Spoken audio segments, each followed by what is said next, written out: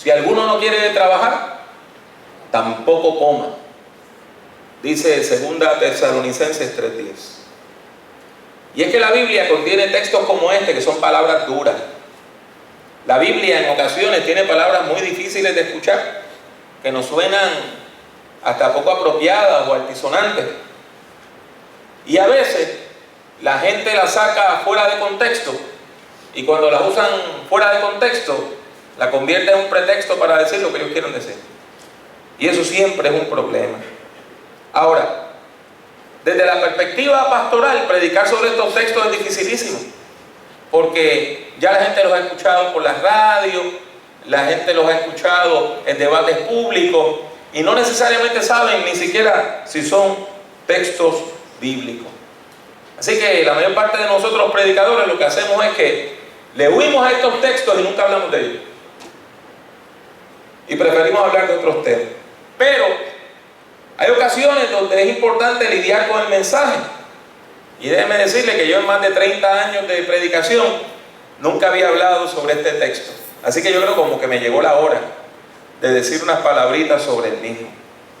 Ahora bien, de vez en cuando yo estoy viendo la televisión y sale algún político, tanto local como internacional, que de repente cita un texto bíblico y no sabe ni siquiera que viene de la Biblia. Hace unos meses escuché a uno diciendo, y como dice el refrán, y citó un texto bíblico, sin saber que eran palabras de Jesús las que estaba citando. Y déjeme decirle que este texto, de que el que no trabaje, que tampoco coma, es un proverbio que la gente dice por ahí. Y muchas veces usted lo escucha en los programas radiales. Usted sabe que hay programas de radio donde, como para matar el tiempo y estirar la cosa, dicen, vamos a abrir los micrófonos para que la gente opine. Siempre opina la misma gente. Por lo regular, cuando a Ojeda o a Carmen Jovet alguien le dice, mi hija, que Dios te bendiga, y ellos le dicen, doña fulana, don fulano, ¿cómo usted está? Porque son la misma gente que llaman todo el tiempo. Y muchas veces hacen referencia a textos como este cuando se está hablando de los programas gubernamentales de ayuda a personas indígenas. Y usted sabe que eso es un debate público. Y es una situación muy grave la que nosotros tenemos. Porque en Puerto Rico nosotros tenemos un grupo de personas que han sido enseñadas a ser dependientes. Y han sido enseñadas que no pueden. Y es bien triste la situación. Los otros días se estaba hablando otra vez del subsidio de luz y de agua a los residenciales públicos, y se le estaba diciendo a los empleados de acueductos que fueran a cobrar las deudas atrasadas a ciertos lugares, y dijeron, no, nosotros no, meternos allí a cobrar, no. Y entonces, por lo regular, cuando se están hablando de estas cosas, surgen estos debates. Y déjeme decirle, en Puerto Rico nosotros llevamos más de 80 años de este tipo de programas, básicamente desde los años 20 y 30, cuando se comenzaron todos estos programas de ayuda gubernamental. La mayor parte de ustedes son demasiado jóvenes para recordar la PRA. Se escribía PRRA, que era Puerto Rico Rural Administration, la Administración Rural de Puerto Rico. Y ellos fueron los primeros que empezaron a dar alimentos que eran excedentes de los que se producían en Estados Unidos. No me entendió. En Estados Unidos, a veces para balancear los precios se bota comida. Eso se hace hasta hoy. De hecho, a veces lo que se hace es que se le paga a un agricultor para que no siembre. ¿Usted no sabía eso? Le dicen, mira, ¿cuánto más o menos te deja de ganancia estas 100 hectáreas? Y dice, bueno, me dan de ganancia tanto. Pues nosotros te vamos a dar más o menos eso. Y tú no la siembres, porque si la siembras, lo que siembras vamos a tener que botar. Entonces, antes lo que se hacía era que eso, el gobierno se lo llevaba y lo procesaba y nos llegaba aquí y a distintas partes del mundo como comida excedente. Y se le ponían distintos nombres a las latas. Cuando yo era un niño ya no se llamaba la PRA, sino que se llamaba el Puerto Rico Relief Administration, la PRERA. Y usted quizás, si tiene cierta edad, no lo diga porque entonces se delata. Si usted tiene cierta edad, usted recordará que venían esas latas de mantequilla, que esa era la que a mi mamá le gustaba. Nosotros íbamos a Barranquita, entonces ella se la compraba allá, no se lo digan a nadie, se la compraba allá a los familiares porque le gustaba la mantequilla de la PRERA. Y hoy eso ha seguido evolucionando y tenemos el programa de asistencia nutricional que se llama el PAN. Y después de ese vendrá otro y seguirán cambiando los nombres. Y nosotros hemos visto todos estos programas. Se ofrece dinero, se ofrecen subsidios, se ofrecen diversas ayudas y siempre causan controversia. Durante la administración Reagan, que quizás algunos de ustedes la recuerdan porque la hayan vivido y otros la han estudiado o la van a estudiar en la escuela, el presidente Reagan hizo algo, ¿verdad?, que en términos éticos y morales deja mucho que desear. Y era que él ridiculizaba a la gente que pedían ayuda gubernamental. Y él desarrolló la imagen de la reina del mantengo, el welfare queen. Y entonces él decía que había mujeres, casi siempre las pintaba afroamericanas, casi siempre las pintaba obesas, viviendo en asistencia pública y recibiendo un montón de ayuda, y vivían como reinas a expensas del gobierno. Y déjenme decirle que eso es falso. Eso es falso. De que hay gente que siempre han truqueado y que siempre han buscado la manera de que le llegue dinero mal habido, eso siempre lo habrá. Siempre lo ha habido. Pero la mayor parte de la gente que vive de ayudas públicas, como reyes, no viven. Sobreviven. Es otra cosa. Y ahí se comenzaron toda una serie de reformas y restricciones que siguieron con la administración Clinton. Y siempre que se habla de estos temas, siempre sale alguien citando este texto bíblico diciendo, pues el que no trabaje, que no coma.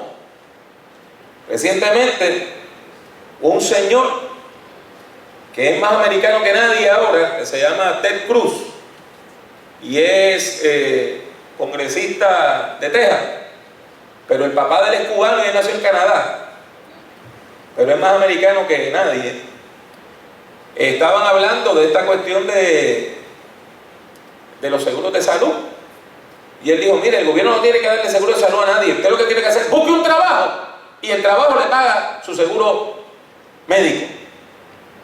Pero el hecho es que cada vez hay más empleados, más lugares de empleo, más compañías que no le están pagando el plan médico a la gente, porque lo que hacen es que los contratan como empleados temporeros, empleados transitorios, y no le dan beneficios. O sea que sigue la gente utilizando este texto para dividir. Entonces lo que yo quiero preguntar es si ese es el propósito de este texto. Ese es el propósito de este texto. Que lo usemos como un garrote para darle por la cabeza a la gente y decirle, váyase a trabajar y deje de pedir. Pues fíjense que no. Este texto no está ahí para eso. Y de hecho, cuando usted ve el origen de este texto, no tiene absolutamente nada que ver con el mantengo, ni con el welfare, ni con las ayudas gubernamentales. Lo que tiene que ver es con el entendimiento que tenía la iglesia en Tesalónica del final de los tiempos. ¿De qué iba a pasar cuando acabara el mundo? ¿De cuándo venía de nuevo nuestro Señor Jesucristo en gloria? Y fue un malentendido con eso lo que causó los malentendidos que llevaron al apóstol a decirle a la gente que el que no trabaje tampoco coma. Déjenme explicárselo. El domingo pasado, aquellos de ustedes que estuvieron aquí, yo les hablé de 2 Tesalonicenses 2 y les conté que el apóstol Pablo le había dado unas enseñanzas a la iglesia en Tesalónica y que la gente no las había entendido. Y como no las había entendido, La gente de Tesalónica lo que hicieron fue desesperarse. Algunos decían que Cristo ya había venido y ellos se habían quedado. Otros decían que la resurrección ya había ocurrido. Y otros decían que Cristo estaba a punto de venir y que había que prepararse porque todo se iba a acabar. Hubo falsos maestros que comenzaron a enseñar diciendo sí, todo eso es cierto. Pero hubo otra gente que, ¿sabe lo que hicieron? Escribieron cartas como si fueran del apóstol Pablo, diciéndole a la iglesia en Tesalónica que ya el fin había ocurrido o que estaba a punto de ocurrir. Y es en contra de ese telón que tenemos que leer este texto. En 2 Tesalonicenses 3, del 6 al 13, el apóstol le dice a la iglesia en Tesalónica: pero os ordenamos, hermanos y hermanas, en el nombre de nuestro Señor Jesucristo, que os apartéis de todo hermano que ande desordenadamente, y no según la enseñanza que recibisteis de vosotros. Porque vosotros mismos sabéis de qué manera debéis imitarnos.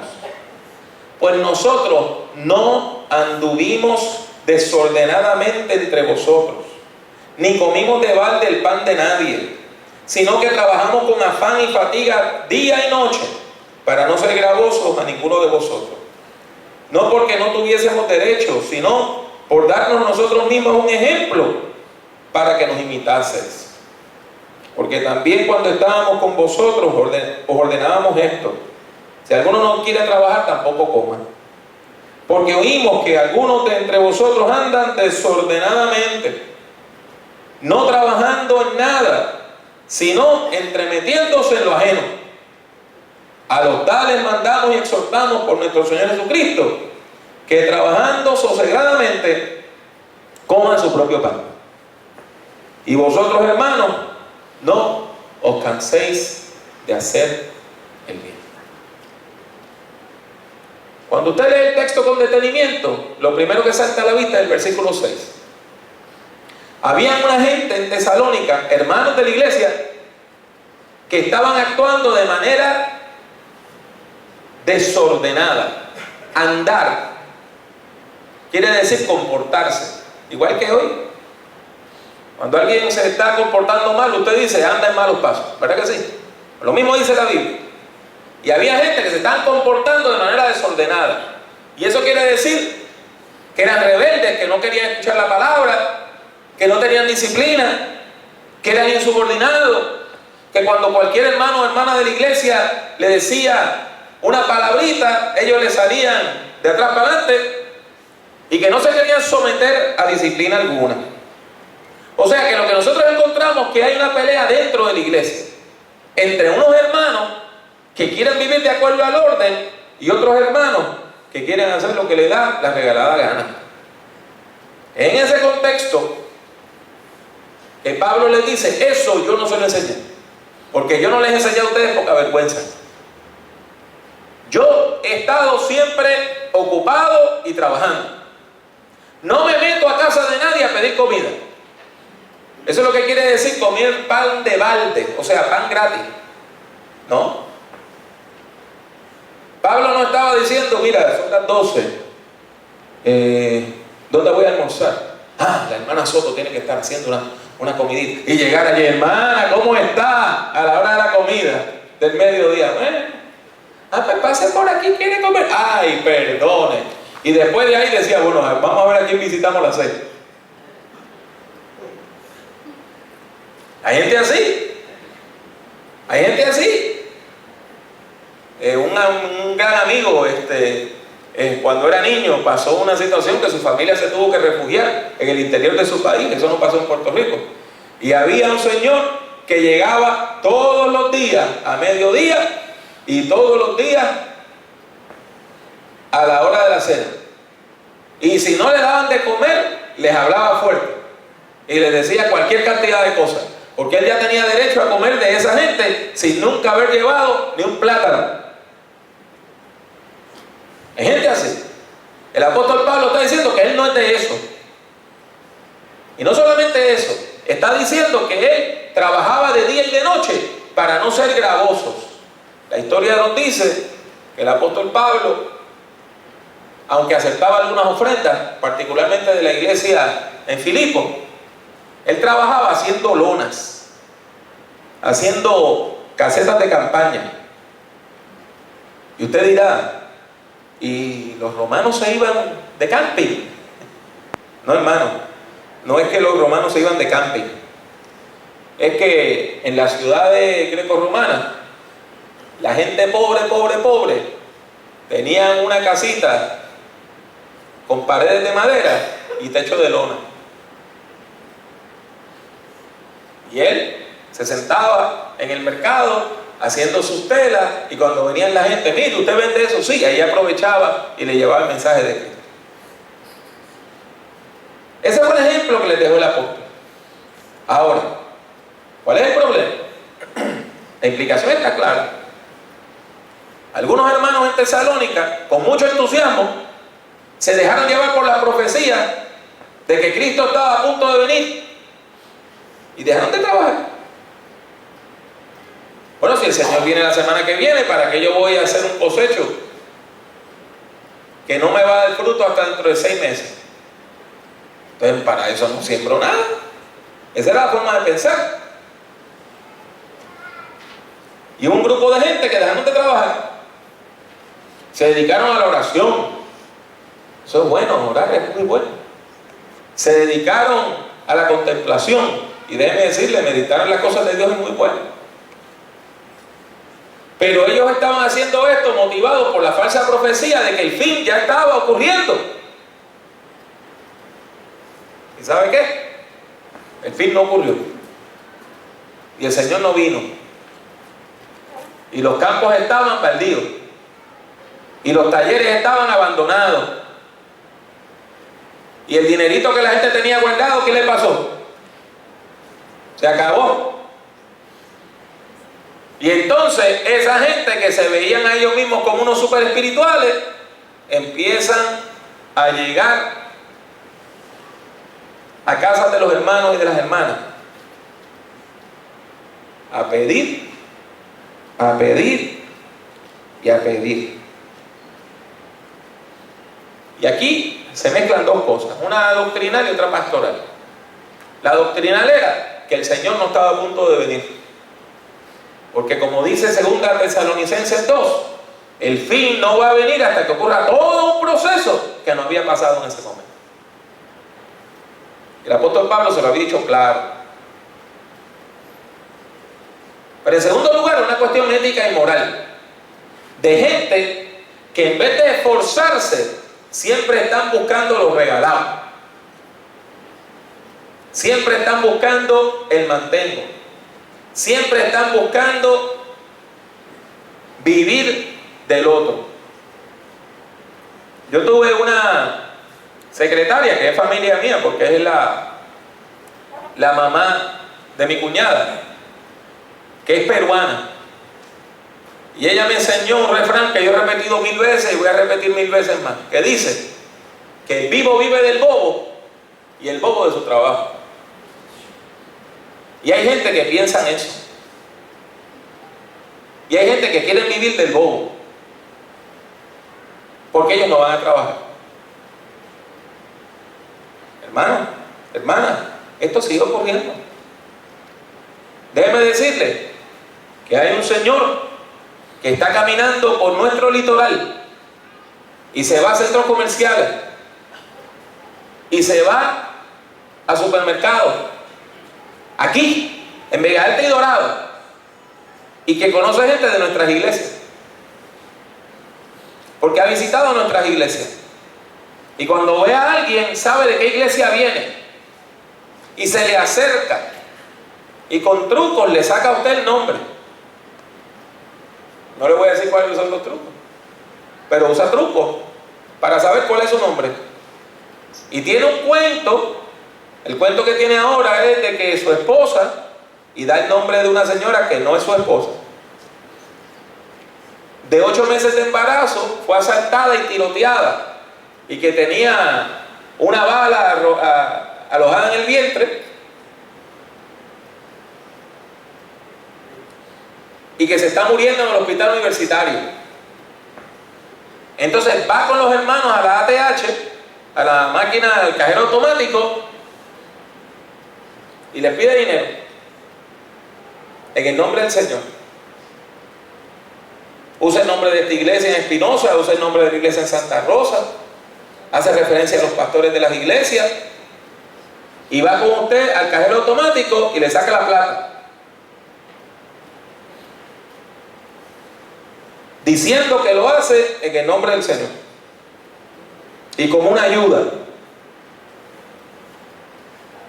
Unos hermanos de la iglesia me lo contaron, yo lo coloqué en las redes sociales. Otra hermana que está asistiendo regularmente a nuestra iglesia ahora me dice: a nosotros nos pasó lo mismo, a mi papá le pidieron. Y poquito a poco hay personas haciendo eso. Cuando yo tuve mi primer pastorado, que yo era un muchachito, cosa que ya no puedo decir, yo tenía 20 años, y había un señor en el barrio que estaba relacionado con nuestra iglesia, que me vio muchacho y dijo: no, a este yo le voy a robar la iglesia. Entonces se pasaba en nuestros cultos de oración diciendo que Dios le había dado una revelación que él iba a ser el pastor de nuestra iglesia en el barrio Sonadora de Guaynabo, Puerto Rico. Entonces era súper espiritual, se pasaba el día orando, todo el tiempo. Se pasábamos metidos en un monte orando todo el tiempo. Y le decía a la gente que su pastor no era espiritual, que él sí era espiritual, porque él oraba mucho. Pequeño problema, que él tenía un montón de muchachos en escaleritas, desde algunos de cuna hasta otros que ya estaban en la escuela intermedia. Y él no trabajaba. Y su esposa, que tenía 5, 6, 7 muchachos, no podía trabajar. Y él mandaba a su esposa a pedirle a los hermanos: hermano, regáleme un saquito de arroz, hermano, unas latitas de habichuelas, y me puede regalar un poquito de salsa, no tiene un pedacito de carne para los nenes. Y a los niños los mandaba a pedir: mire, que en casa no hay leche para el bebé, me puede regalar para un galón de leche. Y cuando lo confrontamos dijo: no, es que yo estoy muy ocupado orando y no puedo trabajar.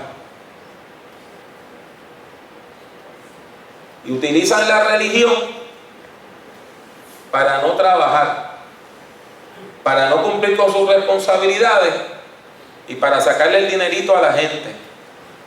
Es en ese contexto que el apóstol Pablo dice: pues el que no trabaje, que no coma.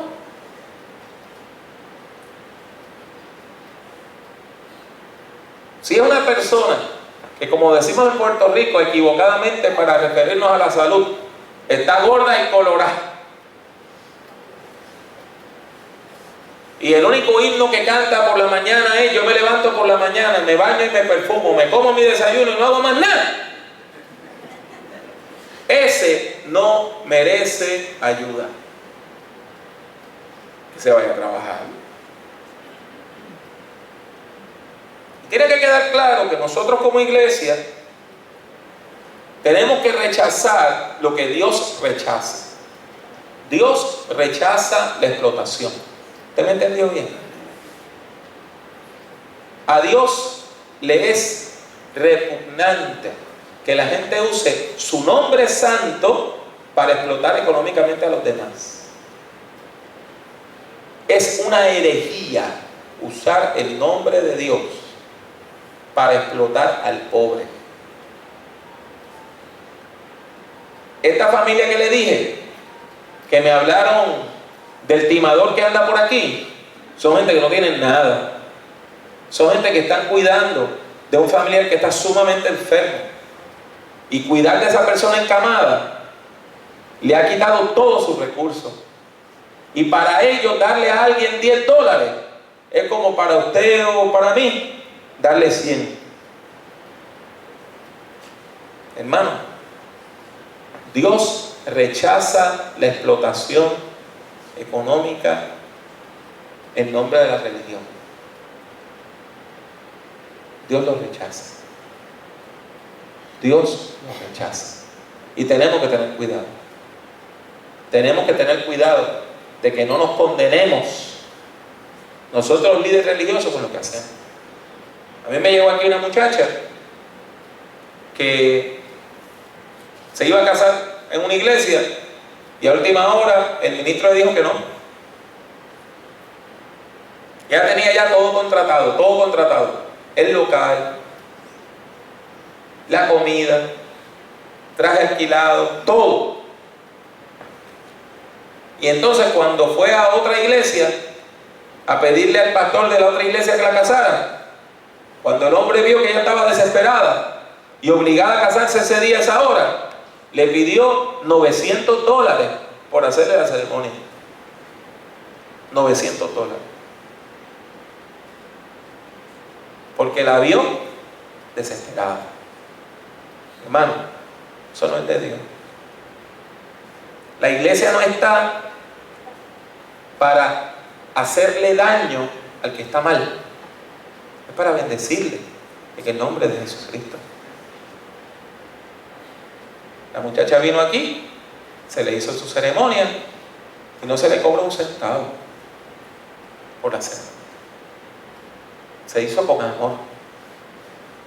Porque yo entendí que yo tenía que compensar la mala imagen que ella se había llevado de la iglesia por aquel otro ministro.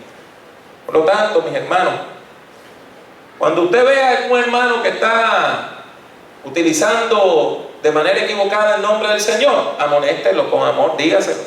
Hermano, eso no es así. Eso no se hace así. Corríjase. Pero cuando usted vea que es un criminal, que es un timador profesional, que es una persona que lo que está haciendo es manteniendo un patrón sistemático de explotación, denúnciela en el nombre del Señor, ¿sabe? Denúnciela en el nombre del Señor. Si usted está aquí en el centro comercial y viene ese señor con ese cuento a decirle que es de aquí, que es de esta iglesia, que su esposa está hospitalizada, que la balearon, llame a seguridad, llámale a la policía para que se lo diga al guardia. Y cuando pasen cosas así, usted no se deje engañar. Aquí nosotros en nuestra iglesia tenemos una red de comunicación bastante extensa. Tan pronto usted pide oración por algo, se envía un mensaje de texto a todo el liderazgo de la iglesia, a todo el cuerpo pastoral y a todo el ancianato. Si nosotros tuviéramos una persona en esa situación, nosotros la conoceríamos y ya la hubiésemos estado visitando y hubiésemos estado orando por ella. Imposible que usted tenga un caso así, primero que no haya salido en la prensa, y segundo, que nadie del resto de la iglesia sepa qué ocurrió. No se deje engañar, porque Dios rechaza a la gente que usa su nombre para explotar a los demás. Oremos. Buen Dios y Padre Celestial, yo te alabo y te bendigo en esta hora y te doy gracias, Señor, porque tú me has permitido en este momento compartir tu palabra con nuestros hermanos y hermanas. No nos dejes, Señor, no nos abandones. Que tu gracia sea con nosotros y ayúdanos a crecer en la fe. Bendícenos, Señor, en el nombre de Jesús.